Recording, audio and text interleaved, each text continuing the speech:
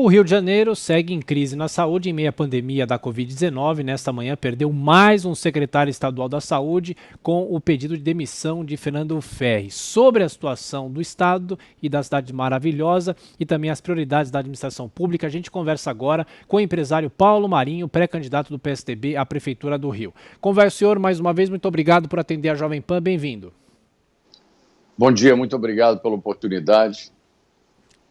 Claro que vamos falar também sobre a questão do governo de Jair Bolsonaro, mas eu pergunto ao senhor, o senhor é pré-candidato à Prefeitura do Rio e a cidade vem enfrentando há muitos anos uma crise, não é só a cidade, mas também o estado do Rio de Janeiro como um todo. O senhor acha que essa questão da saúde, o prefeito Marcelo Crivella trata mal essa questão?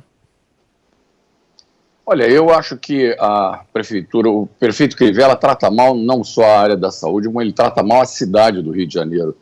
Ele é uma pessoa absolutamente desprovida de vocação para gerir uma cidade com o perfil do Rio de Janeiro, uma cidade cidade essa que ele não tem nenhuma identidade.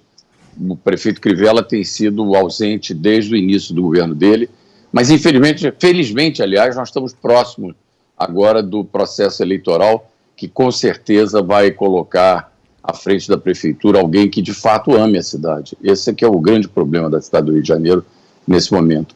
E ao contrário de outras cidades, o Rio já vinha sofrendo um esvaziamento econômico muito grande antes da pandemia. Então, nesse momento, após a pandemia, nós vamos ter que ter um enfrentamento muito duro em relação a construir para a cidade um projeto econômico que permita à cidade acolher toda essa massa de desempregados que hoje estão nas ruas do Rio de Janeiro.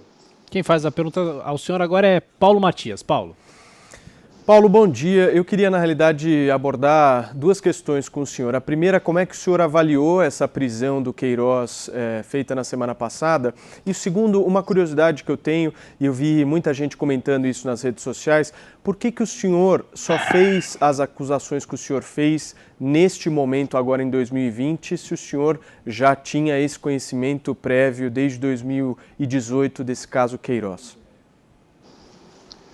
Olha, essa pergunta já me foi feita tantas vezes que eu resolvi gravar uma explicação sobre esse tema e postei nas minhas redes sociais, mas eu não vou me furtar de novamente explicar esses motivos a você agora não. Quando houve o episódio da demissão do ministro Moro, eu achei que os motivos, a narrativa que o ministro deu para justificar a saída dele, de uma certa forma se encaixavam com os fatos que eu testemunhei há 1 ano e meio atrás. E achei que por conta desse episódio fosse talvez o momento de eu revelar na condição de testemunha os fatos que eu presenciei naquela ocasião. E de fato essas conversas, tanto o meu relato quanto a justificativa da saída do ministro do governo Bolsonaro, elas de uma certa maneira se encaixam e fazem com que as pessoas entendam melhor essa questão da influência do presidente na Polícia Federal. Agora a pergunta de Rodrigo Constantino, que está nos Estados Unidos. Constantino. Bom dia, Paulo. O que o senhor atribui à posição tímida do PSDB no Rio de Janeiro, né? Governa São Paulo há muitos anos, em governo, prefeitura, né? E no Rio de Janeiro é sempre massacrado e a gente fica vendo essa polarização entre a turma mais radical da esquerda, PT, PSOL até, que sempre consegue muitos votos no Rio, né? E aí, do outro lado, a gente vê figuras como Garotinho, Cabral e Witzel no governo, ou Crivella na prefeitura, que vamos lembrar que era Crivella ou Marcelo Freixo do PSOL. A que o senhor atribui essa posição tão frágil dos tucanos no estado do Rio e na cidade? Na realidade, eu entendo que esse enfraquecimento do partido, ele se dá sobretudo por conta das lideranças que dirigiram o partido até agora. Foram pessoas que se preocupavam em se utilizar da estrutura partidária para se elegerem. Nunca houve por parte dos líderes do PSDB no Rio de Janeiro, que eram pessoas que vinham do brizolismo, né? Todas essas pessoas, os principais líderes do PSDB até agora eram pessoas ligadas ao grupo do Brizola, do Marcelo Alencar, e é desse grupo que nasce o PSDB do Rio de Janeiro. Portanto, foram pessoas que se utilizaram do partido ao invés de servir ao partido. Então, eu acho que esse novo PSDB que nós estamos querendo reconstruir aqui no Rio de Janeiro, reestruturar o partido, trazer para o partido jovens, mulheres, pessoas que de fato queiram fazer a coisa certa, eu acho que esse corte que nós estamos dando nesse momento no partido é o que vai criar uma perspectiva de aumentar a presença do partido nas próximas eleições. Eu estou muito animado com esse projeto do novo PSDB. Eu acho que essas pessoas que eu mencionei há pouco, que eu não vou citar nomes para não, enfim, me lembrar, até porque não é o caso, são pessoas que já saíram do partido com a minha chegada. Então, nós estamos fazendo, de fato, uma grande renovação nos quadros do PSDB. Essa renovação é que vai dar uma perspectiva nova para o partido no Rio.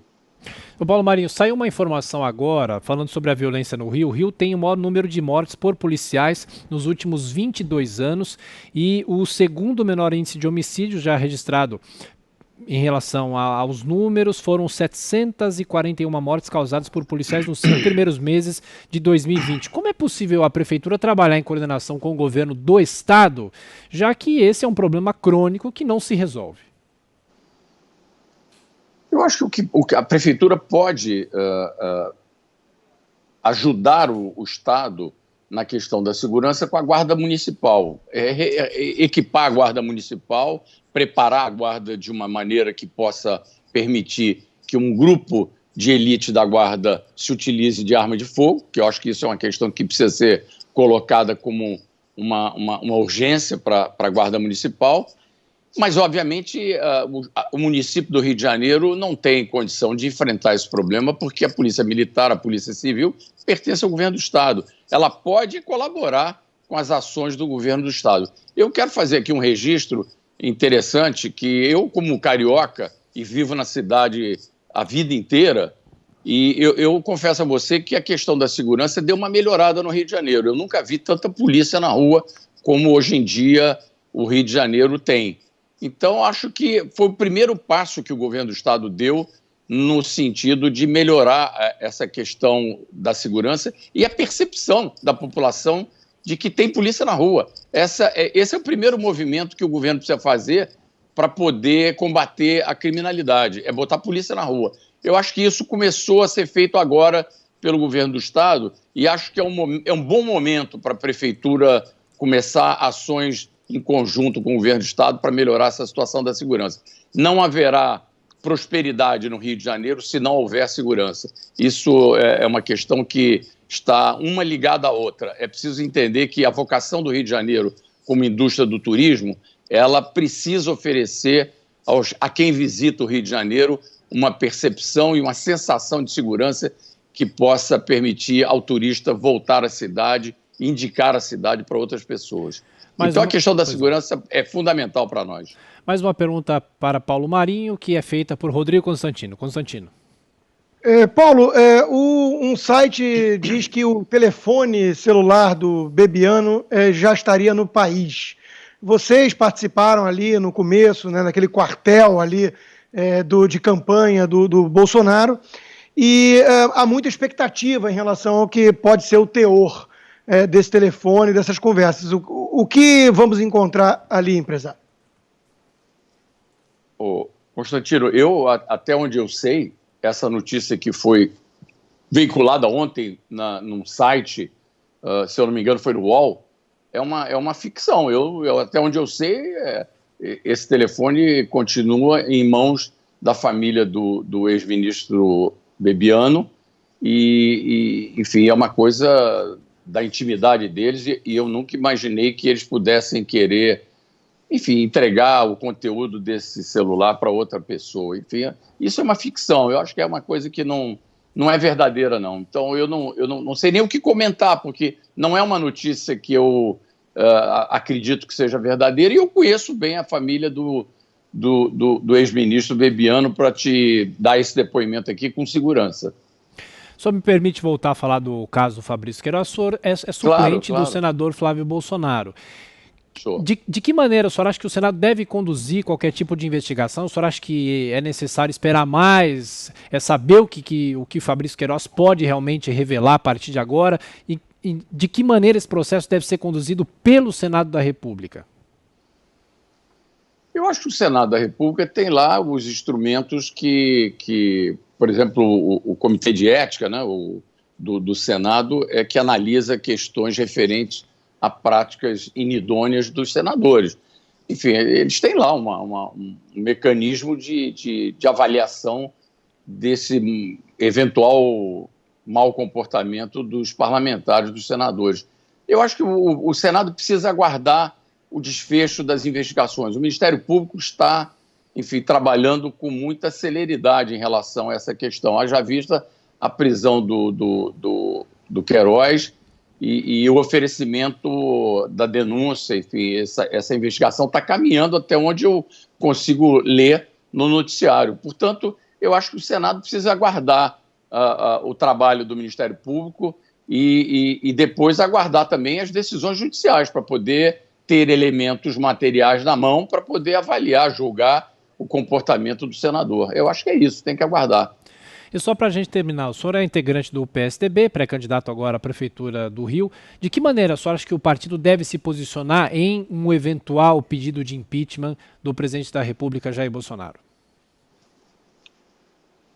Olha, o presidente do partido, o Bruno, já se manifestou em relação a isso, porque o partido entende que esse não é o momento para se tratar de uma questão com a relevância que tem o impeachment de qualquer presidente. Isso é um caso absolutamente extremo, né?